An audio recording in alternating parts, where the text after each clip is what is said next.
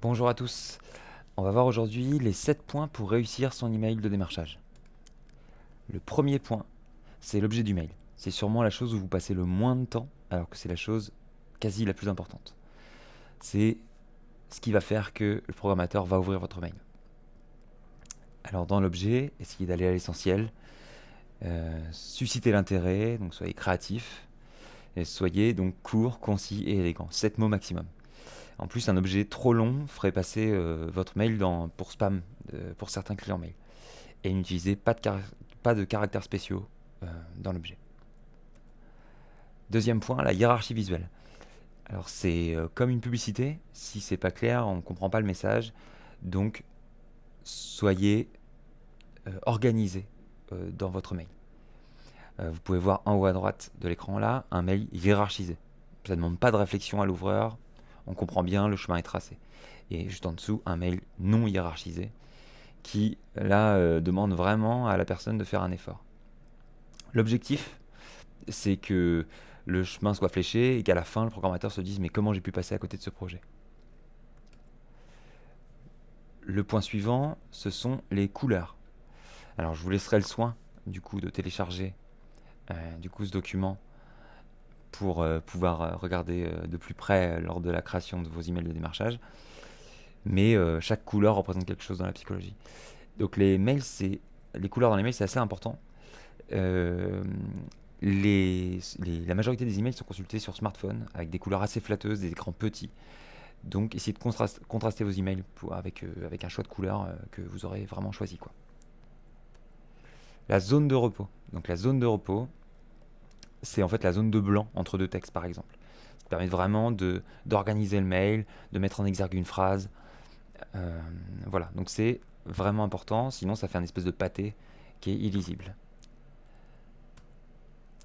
Alors comment savoir si mon mail est bien construit?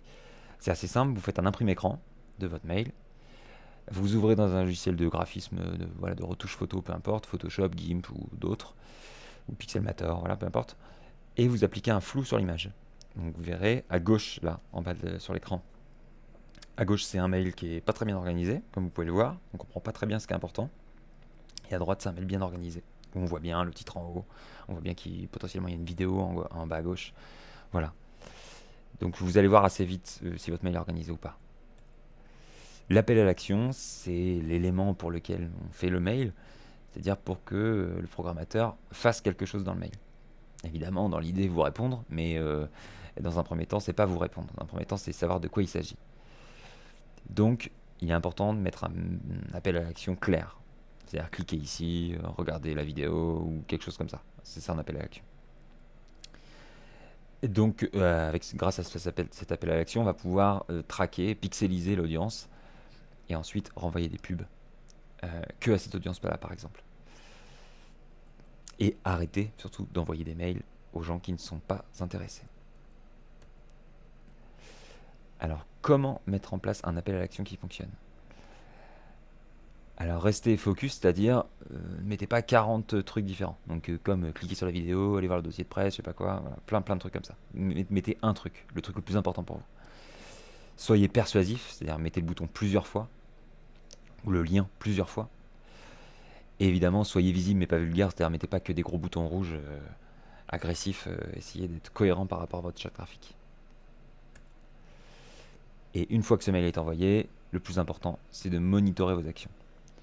Alors maintenant, on a des outils qui permettent de savoir qui a cliqué, qui a ouvert, et d'arrêter de perdre son temps. À relancer des gens qui n'ont pas ouvert, pas cliqué, qui ne sont même pas au courant, qui ne savent pas de quoi il s'agit. Alors avec quel outil on fait ça? On fait ça par exemple avec Sendinblue. Voilà, l'entreprise est française, il y a une offre gratuite, l'interface est en français, donc c'est quelque chose de très abouti. Je vous mettrai le lien de toute façon. Alors pour ceux qui veulent aller plus loin dans le booking, vous pouvez vous inscrire à la formation Le Booking pour les musiciens. Je vous donne une méthode complète pour booker. Voilà, donc je vous dis à très bientôt.